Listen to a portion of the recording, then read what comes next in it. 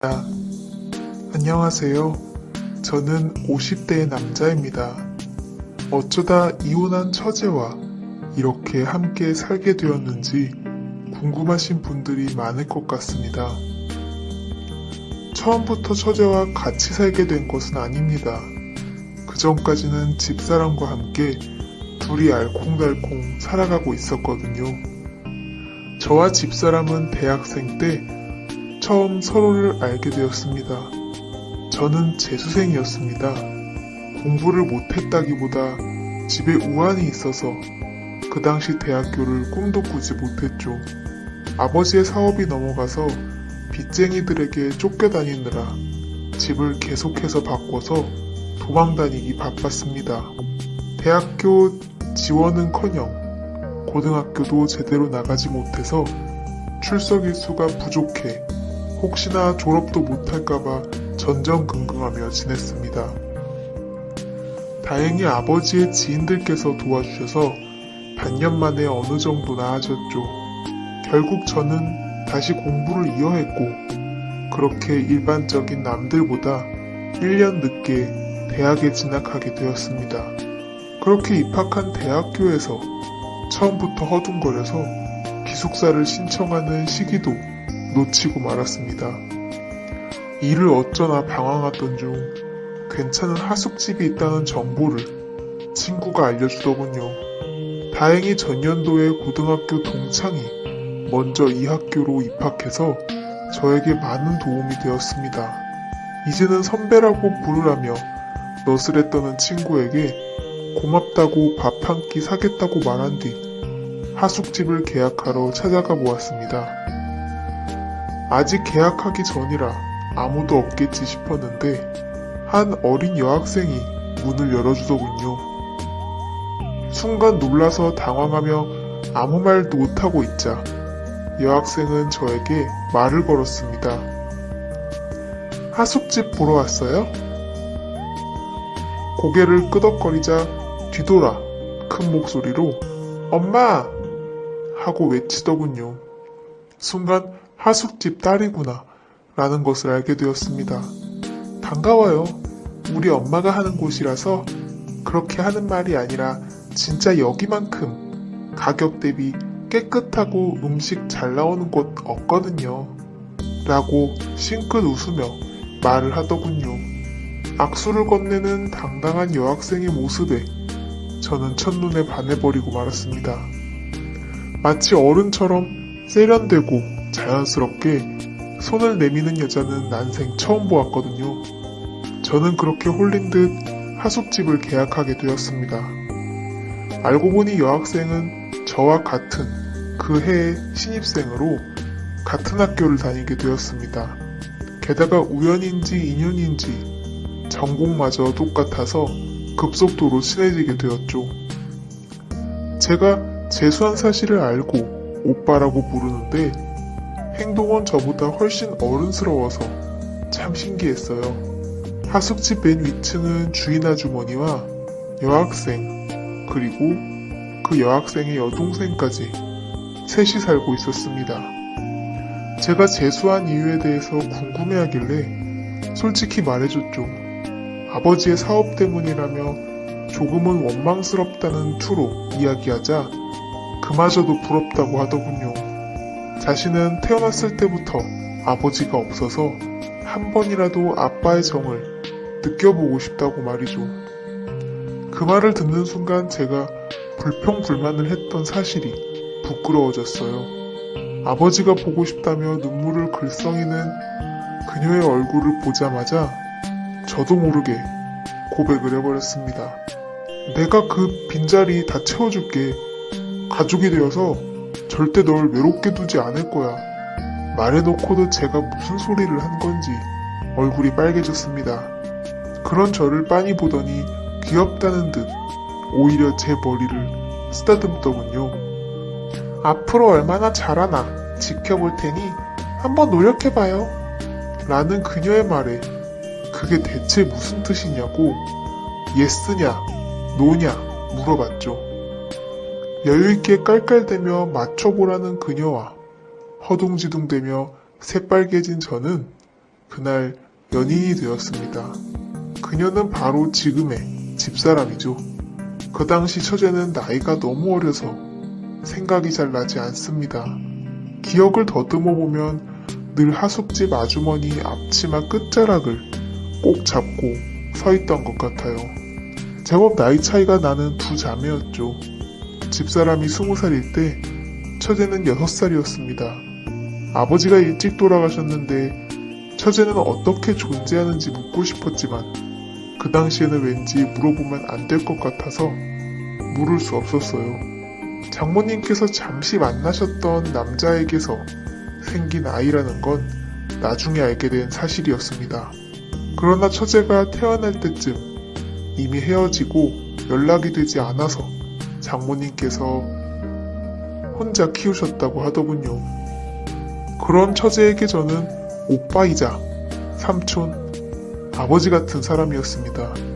두 자매는 아버지 없이 살아와서 그런지 무척 정에 목말라 있었어요. 그래서인지 저를 참 잘 따랐습니다.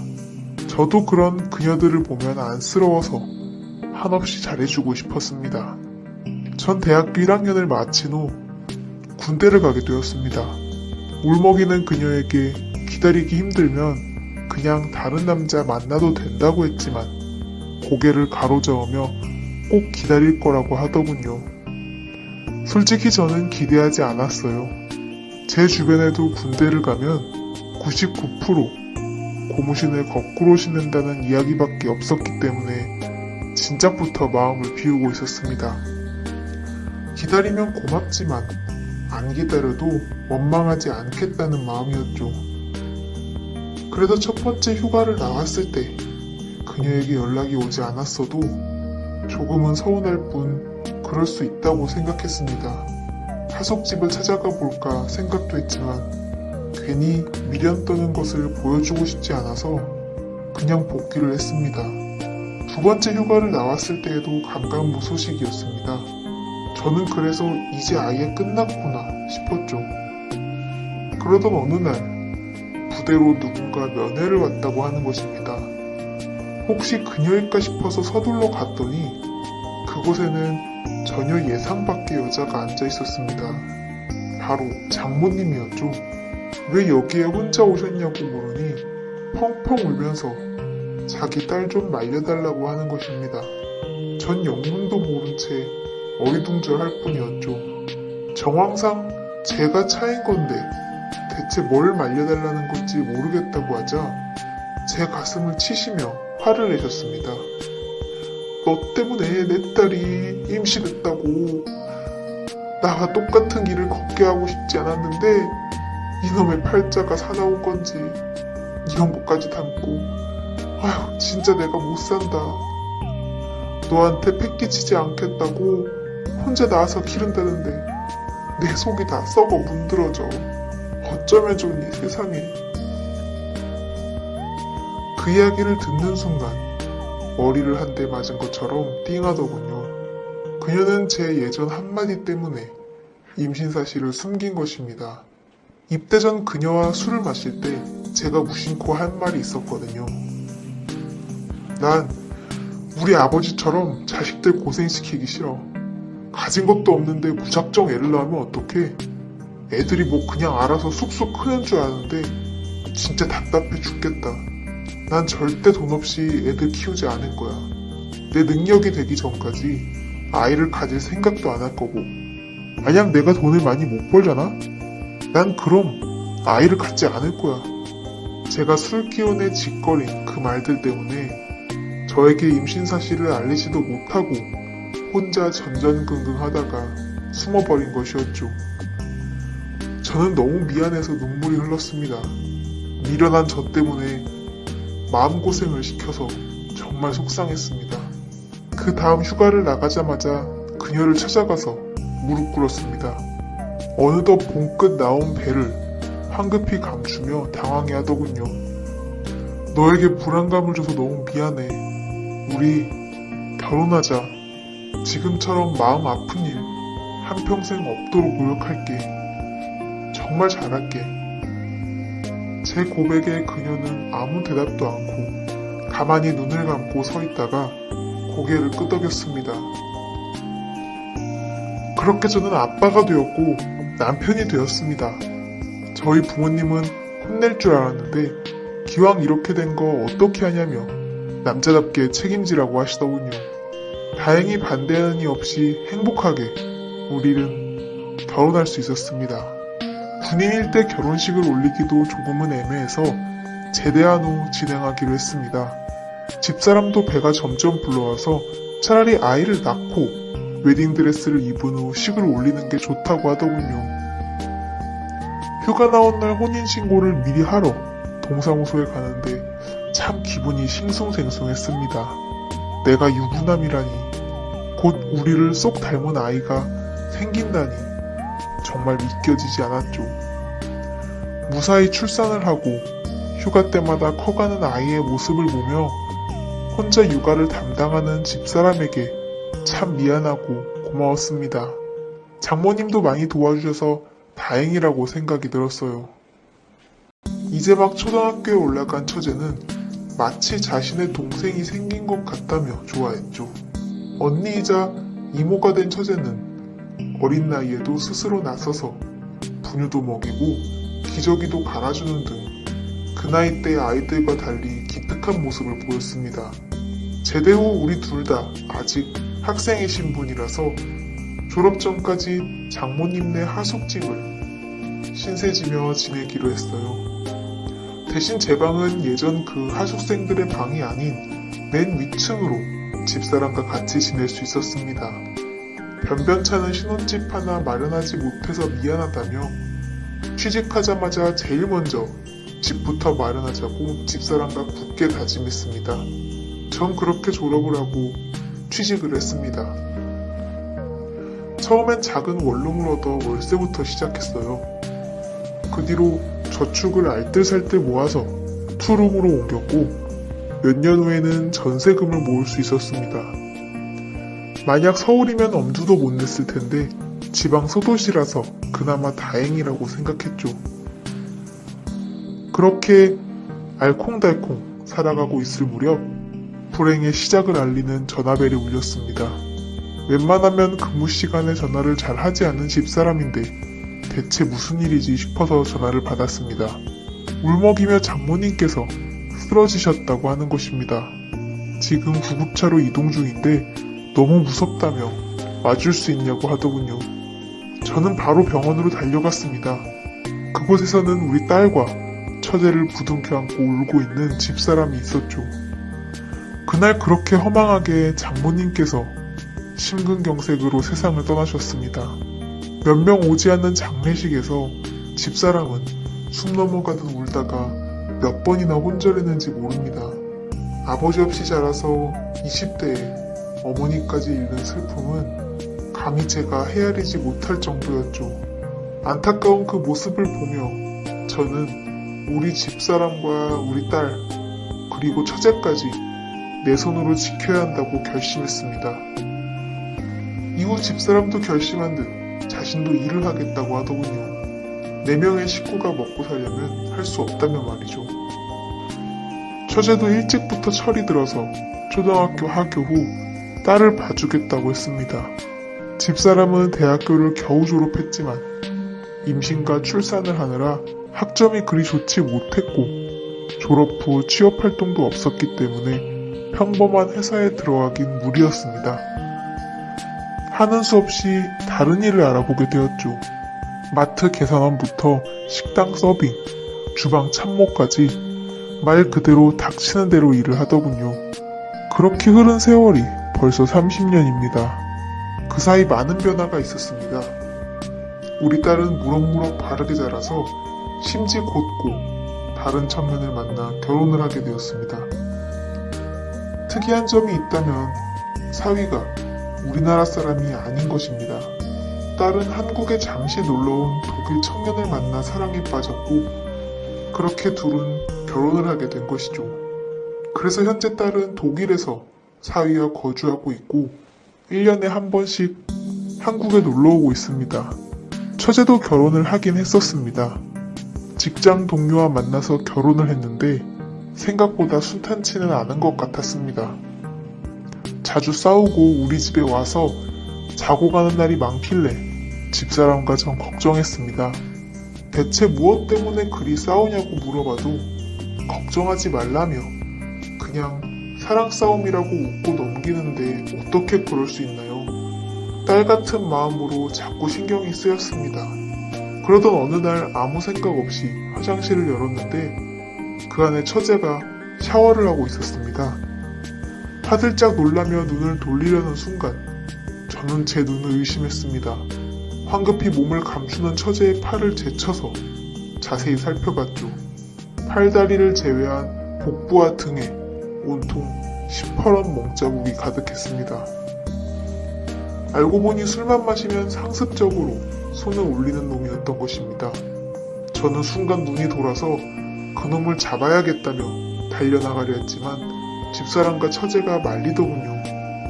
그렇게 감정적으로 하면 똑같은 사람이 된다며 말이죠. 그래서 하는 수 없이 그러진 못하고 아내와 함께 처제네 집으로 향했습니다.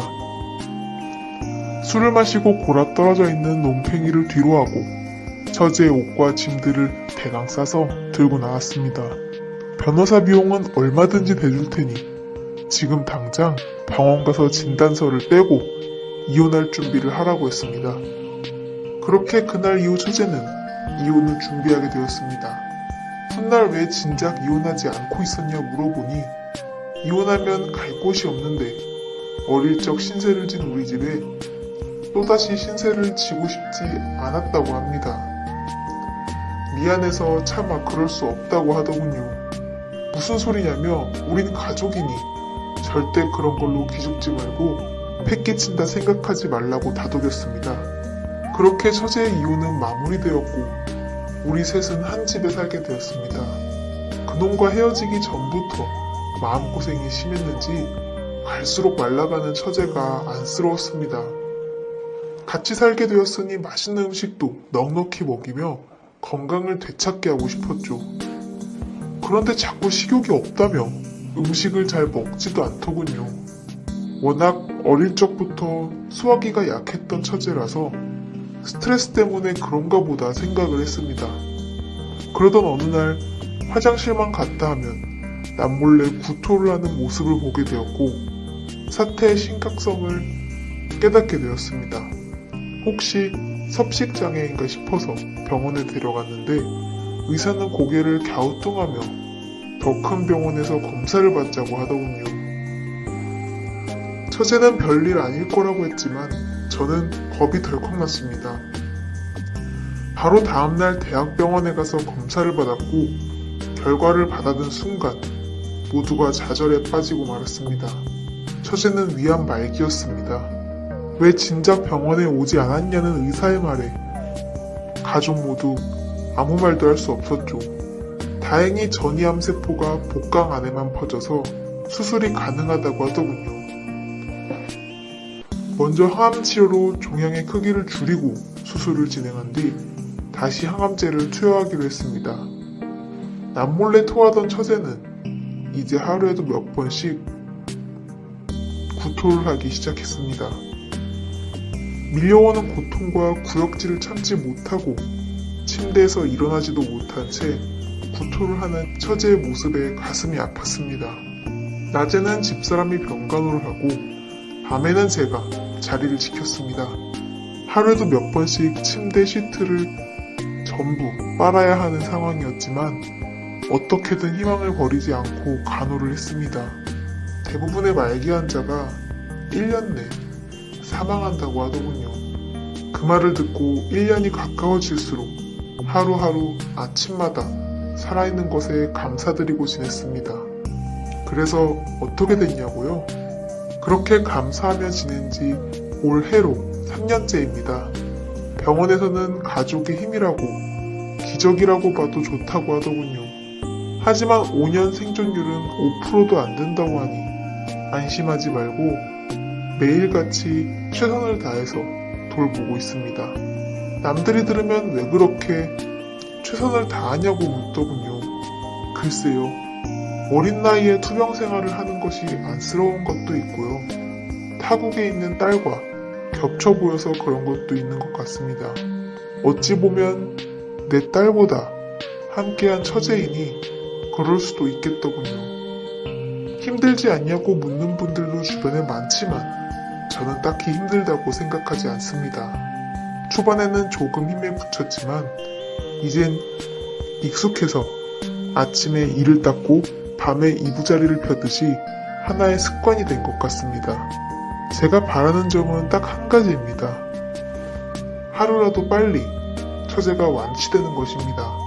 완치까지는 아니더라도 더 이상 전이가 되지 않길 바랄 뿐입니다. 그래야 우리 집사람도 웃을 수 있고 저도 웃을 수 있으니까요. 저희 가족은 같은 암 환우와 가족분들 모두 힘내시고 기운 내시길 바랍니다. 희망을 버리지 않는 한 행복은 항상 우리 곁에 있으니까요. 아름다운 동행에